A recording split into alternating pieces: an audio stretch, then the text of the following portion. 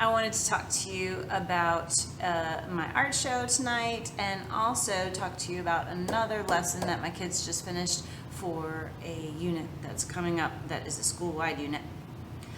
Art show first. Our local community college is hosting an art faculty art show. So I'm going to be in that. So it's the faculty for the community college as well as the local school system. And it's going to be awesome. There's going to be some painters and some potters, and I think it's painters and potters. I don't know that there's any other mediums being represented. It's going to be great. I'm excited. And if you're in the local area and you know me, contact me and I'll give you info on how to get there. It's from 6 to 8 at that community college you know about. The other thing I wanted to talk about is that my school every year hosts, the social studies department hosts what they call a symposium. And every year they choose a different topic, and they do a week-long unit with all the social studies classes from freshman all the way up to senior. No matter what course they're involved in, they all cover the topic together and come together and do different lessons.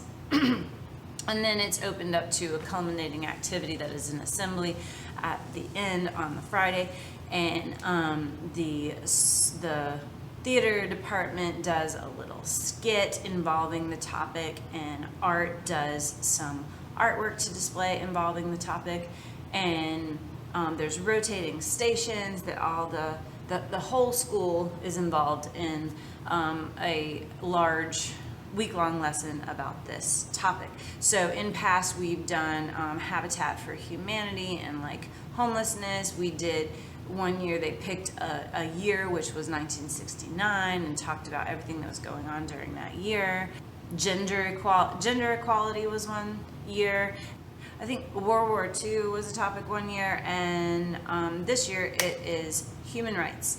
And because I knew that we would be in the middle of this clay unit, I had my students go ahead and do their part of the symposium and have it finished and ready to go a long time ago. So the social studies department is about to take our art and use it as part of their display for their symposium unit. And what we did was we made propaganda posters. We looked at historical propaganda posters, especially from World War II, not only American propaganda posters, but also propaganda posters from the other side, from the German propaganda posters and the Japanese propaganda posters. And we studied the dynamics, like what made the composition so powerful, and how much text was there? Was there a lot of text, or was there just a few words to get the point across? And what were the predominant colors?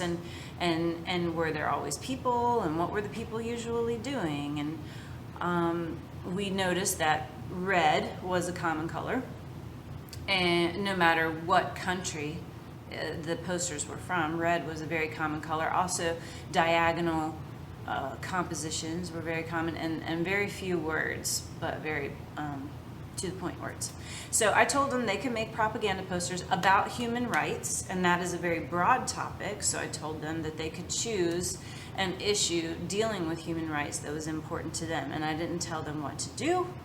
So some of these are probably going to hit a nerve with some of my viewers, but these were student opinion posters. I told them that propaganda is all about swaying opinion to one side, and it usually has to do with controversial issues. So these posters are the results of what the students chose. I did not tell them what to do, so please don't fuss at me for the topics that they chose.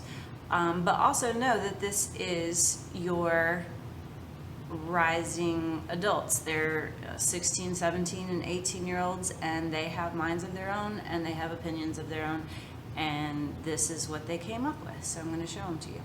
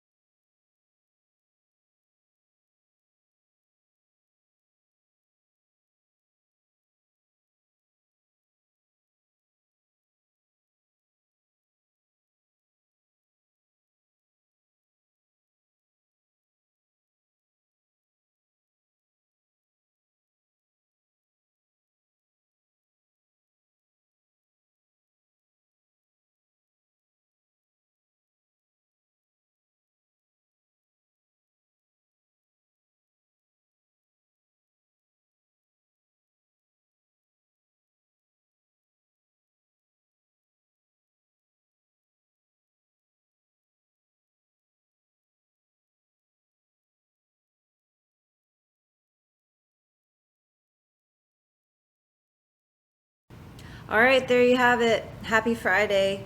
Enjoy your Friday, enjoy your weekend, and we'll see you back here at Art Teacher Says What on Monday. Bye.